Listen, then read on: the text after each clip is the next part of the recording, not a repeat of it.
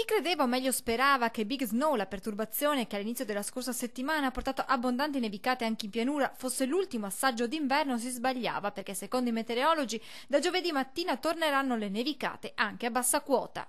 Per questa sera ancora precipitazioni che saranno nevose soltanto a quote collinari, mentre saranno in prevalenza piovose in pianura. Poi dalla mattina di giovedì tenderà a abbassarsi lo zero termico, quindi le temperature, e ci saranno nevicate anche su buona parte della pianura, almeno fino alla prima parte di venerdì.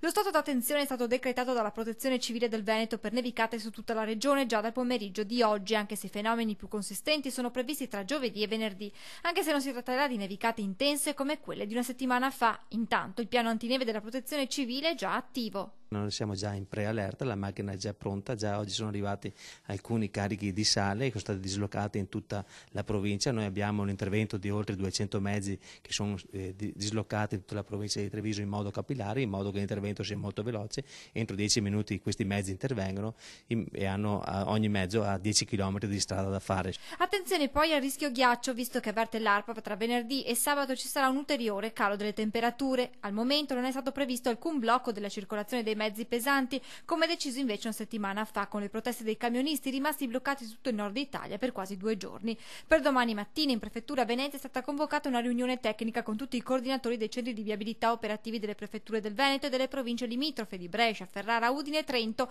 al fine di coordinare i provvedimenti da adottare.